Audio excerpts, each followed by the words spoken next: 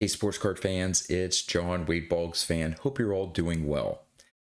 When I embarked on building a vintage baseball card collection about 5 years ago, I needed to make a decision on what vintage cards I wanted to add to my collection. And I started off with a grand idea of picking up every single card that features a Hall of Famer from every set from 1948 Bowman to 1980 Topps. Now, that comprises a little bit short of 2,000 cards.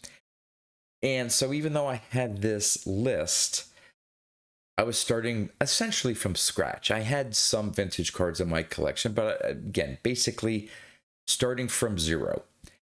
And quickly found out that obviously there are so many cards out there, and with my limited hobby budget, which cards do I want to start buying? So I decided to start, rather than go after a particular player run, I went after a particular year to try to get all the Hall of Famers of that year. And I started off with 1978 because that was the year I started collecting. Made good progress there, then started to hit some roadblocks in terms of finding the right cards. So then I moved to 1979. Same thing happened, tried to pick up some 1980 Topps Hall of Famers. Then after a while, it's like, okay, I need to look at some other years. And that's where I really started to lose focus into what cards do I really want to buy now. And I said, I couldn't make a decision. I'd see so many cards out there show up on eBay. I was doing broad searches for different players and years, and it just got overwhelming. So that's when I created my 100 cards for $100,000 list. And that provided a smaller project, a group of cards that I could focus on and say, let's see how far I can get on these 100 cards, still giving me the option of, hey, if I find something else on that larger list, I can still pick that up. And I made pretty good progress on that. But as I went and picked up some of the lower price cards off that list, the remaining ones got more expensive and more expensive, and couldn't pick up as many as often as I had started off with. So then I created another list, my 100 cards for $10,000. Those were a little bit more budget friendly, and so I was able to make some progress on that as well. But when I went to card shows, now I mainly go to Strongsville and the National. When I attend those two shows, even though I have these two 100 card lists and my major 2,000 card list, I always go to shows prepared with a much smaller list that I want to focus on. And that's the topic of this video here, and the question that Greg over at MidLife Sports Cards has for all of us for his question of the week. And that is it good to go to a card show with a want list?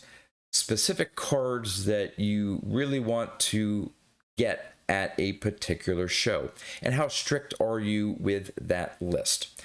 Now, again, for me, I need to have that at least initial focus, an initial target on a set of cards. But I also give myself some flexibility to go beyond that. Case in point, at last year's National. I went into last year's National with probably a group of maybe 15 cards that I would have liked to pick up, and were ones that I was focusing on. And a couple of them I was able to pick up, ones that I had really wanted to buy, just couldn't find the right copy on eBay. Finally got my Reggie Jackson rookie card. Finally got my Johnny Bench rookie card, my Mike Schmidt rookie card. So I did really well there. Also picked up a Hank Aaron card, and all of those were on my 100 cards for $100,000 list, as well as a Ted Williams card. But, and as you probably know, I've mentioned it several times, I passed by a table and saw a beautiful 1948 Bowman Stan Musial rookie card. Now, that wasn't on my smaller focused lists for the National, but it was on my 100 cards for $100,000 list. And when I saw it, I had to have it. Worked out what I thought was a fair price with the seller, and I'm so glad I picked that up. But if I had just stuck to my, I think it was, let's say, 15 card list, I would have said, oh, yeah, it's a nice card, but I'm not looking for that at this year's National, and I would have moved on. And I would have missed out on an opportunity of picking up that great card. So for me, I find it very helpful to have an initial list. Now, this year's National, I'm going to be doing a video later on going over my goals for the National. But I am going into this year's National, and I think this is the first time I'm going to be doing this, with one major card that I would love to pick up. And of course, I've mentioned it before, the 1954 Topps Hank Aaron rookie card. Now, I'm going to have my work cut out for me because the copy that I'm going to be looking for, given the budget that I want to spend on that card, is probably a PSA 2, maybe a PSA 2.5. I'm willing to pay up a little bit for a nice eye appeal copy, but I don't want to spend all of my National budget on just one card, so I want to have the ability to pick up other cards. And when I go to the shows like Strongsville and the National, I save up pretty much for an entire year for these shows. So these shows are an opportunity for me to buy more expensive cards than I normally would off of my normal monthly card budget. My monthly card budget allows me to pick up cards maybe in the $50, $100 range. Some cards that may fall onto my 100 cards for $10,000 list, which I've been working on, or it gives me an opportunity to find another Hall of Famer that isn't that expensive. So for the National, I'm going to be going for I'm going to put a list together. Again, my top priority is the Hank Aaron rookie card. But beyond that, I'm going to have some other cards that are more expensive that I hope to find at the National. But I'm not going to let that necessarily limit me. And the big struggle for me is going to be, what if I can't find that right copy of a Hank Aaron rookie card? Because that's going to be a significant part of my budget. What I'll probably do is pivot, just like I did last year when I bought that Stan Musial rookie card. That was a decent amount of my National budget. So I had to rethink what some of the cards I had originally wanted to go after and say, okay, well, maybe I can't afford this one and that one now because I essentially spent my money on the Stan Musial card. So I go into these shows with the first an initial narrow focus, see if I can find some of those cards, but then I always have a backup plan and can fall back on my two larger 100 card projects. And if all else fails, in fact, at a lot of the shows, I actually try to find some of the bargain bins or boxes where they may have some graded vintage cards for under $100. Usually that happens when I start getting to the end and I may only have $100 or $200 left to spend, and see if I can stretch my budget there and maybe pick up some cards that are on my larger 2,000 card list and not worry about finding that one card maybe to spend the rest of my money on some of the 100 card lists. So again, for those of you though who don't have a list, I think that's good as well, and I applaud those who just go into a card show and just look at tables and see if something inspires them.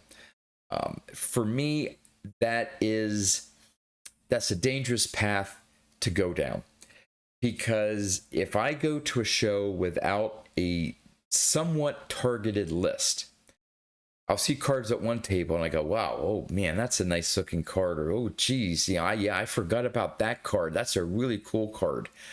Um, my fear, I guess you could call it, is that, I'll go to the first table, find a card. Oh, well, that looks nice. And the next table, oh geez, that's a nice one too.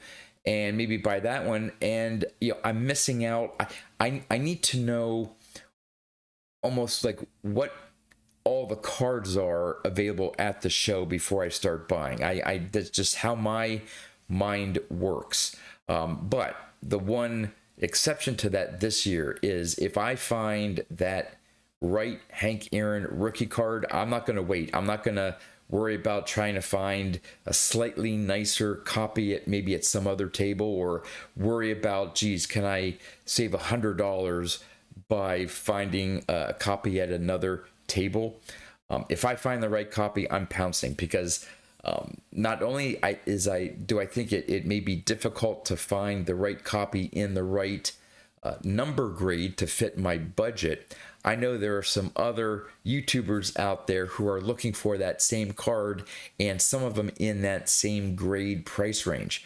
So I know there are going to be others looking for that same exact card. And so if I find one, I'm going to have to pounce right away. But beyond that Hank Aaron rookie card, I need to know what's out there. It's possible that in my short list, if I find a copy that I like, I'm probably just going to have to go get it and not worry about finding a nicer copy. But if I'm going from table to table to table and they just don't have some of the cards on my smaller list, I'm going to keep checking out other tables until I feel that I've exhausted my search for certain cards. Then I'll say, okay, I can't find the right copy for these certain cards that I wanted. All right, no problem. I'll revert back to my larger list, think about which cards I saw. I'll probably take notes and say, hey, maybe that's a possibility. If I can't find some other cards, I really like this one. So I'll note what the card is, what they're asking for, the table number, things like that. So I want to leave myself an opportunity to find something that catches my eye, like that 48 Bowman Stan Musial. But my main focus is trying to pick up a couple cards, because this is my Christmas. The National is my show for me to add some more expensive cards to my collection. So I want to take advantage of that opportunity as best I can. I have purchased the highest price card I think I've purchased off of eBay was my 1957 Topps Frank Robinson rookie card, which I picked up a few months ago, shortly after the Strongsville show, in which I sold my PSA 5 copy that I just didn't like the eye appeal on, and I wanted to replace it. And that had to go through the whole eBay authentication process and added to the shipping and all that stuff. So I tend to not buy really expensive cards off of eBay. If I'm going to be spending that amount of money, granted, I'm buying graded cards, so I have a sense that, based on the number grade, I have an idea on the general condition of the card. But unless it's a really, really sharp image on the eBay listing, I always prefer to hold a card in my hand. If I'm going to be spending anywhere like $400 or $500 or more on a card, I like the sense of being able to hold it, look at it at different angles, just to make sure that it's the right eye appeal copy for me, rather than go off of a picture on a computer screen.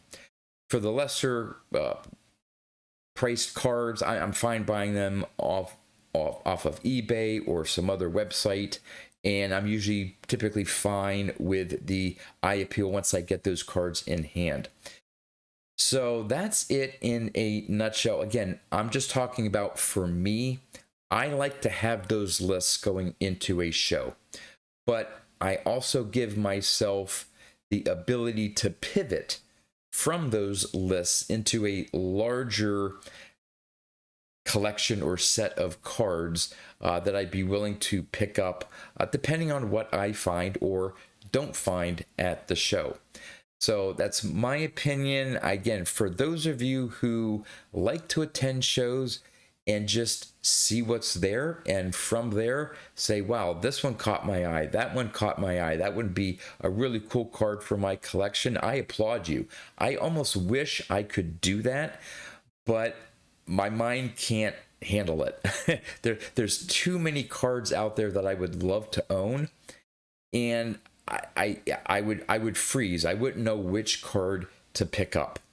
And so if it's on my list, I can say, yes, I found this card on my list, so I'm going to get it. And I'm usually happy with that purchase. So Greg, a great question with the National soon approaching. And would love to know in the comments, do you go to a card show with a specific list of cards in mind that you are looking to purchase? And what happens if you can't find those cards? What do? Do you save your money? One of the things, again, with this Hank Aaron rookie card is, do I take that money that I was going to spend or budget for that Hank Aaron rookie card? Do I spend it on other cards? Or do I sort of bank that money, maybe find a copy on eBay, which again, I may be leery to spend that much amount of money on eBay. And maybe do I save it to carry over to next year's National? Chances are, though, if I can't find the Hank Aaron rookie card, I'm going to take that money and buy other cards because there are still so many cards that I want in my collection. But would love to know how you handle things at card shows with a list, not a list, and if you do any pivoting. Do you look to spend all your money at a card show, or do you say, hey, I can't find anything, I'll save it for the next card show? And with that, that's all I have for you. So until next time, thanks for watching.